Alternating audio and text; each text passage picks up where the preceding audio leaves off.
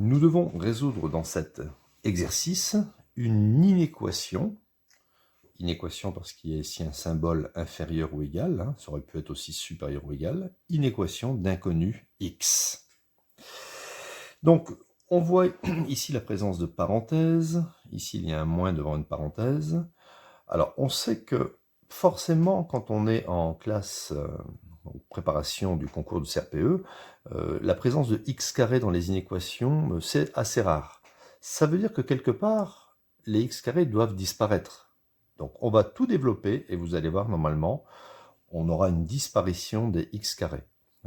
C'est pas que c'est impossible à résoudre, mais c'est plutôt en classe de première spécialité maths et en terminale que l'on voit ça. Alors on y va. Ici, on va pouvoir appliquer la double distributivité. Donc je vais prendre le 4x et je vais faire x5. 4x fois 5, ça fait 20x. 4x fois 3x, oui, bon, je mets les petites bulles, mais on n'est pas obligé. 4x fois 3x, 4 fois 3, ça fait 12. Donc ça fait plus 12x carré. X fois x, ça fait x carré. Ensuite, je prends moins 3 et je distribue, je développe. Moins 3 fois 5, moins 15. Et moins 3 fois 3x, moins 3 fois 3, ça fait moins 9. Donc ça fait moins 9x. Ici, quand il y a un moins devant une parenthèse, on change tous les signes de la parenthèse. Ça veut dire qu'on prend l'opposé. Quand on fait moins quelque chose, ça veut dire qu'on va réécrire le quelque chose en changeant les signes. On prend l'opposé. Donc le plus devient moins. Ici, ce moins devient plus.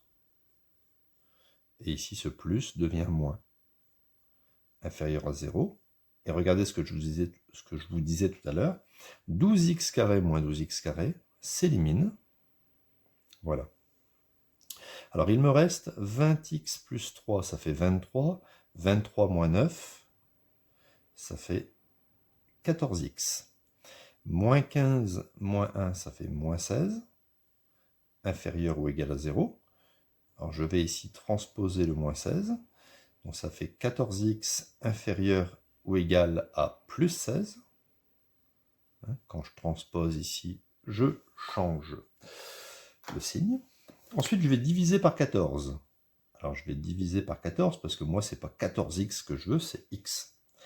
Donc, quand on divise par 14, je vais avoir x inférieur ou égal à 16 sur 14. D'accord? On ne change pas le sens de l'inégalité quand on divise par un positif. Ce qui me donne x inférieur ou égal, donc là, je peux diviser par 2.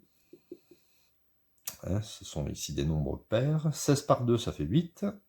Et 14 par 2, ça fait 7. Donc voilà mes solutions. X inférieur ou égal à 7 huitièmes. Donc si je représente mes solutions sur un axe, donc c'est 8 septièmes. 8 septièmes. Donc ici, je mets 8 septièmes. Ici, bien sûr, j'ai moins l'infini. Donc les solutions seront les valeurs de x inférieures ou égales.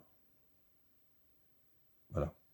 Toutes les solutions seront les valeurs inférieures ou égales à 8 septièmes. Donc, comme c'est ou égal, je vais prendre la valeur 8 septièmes en considération. Je la prends dans l'intervalle.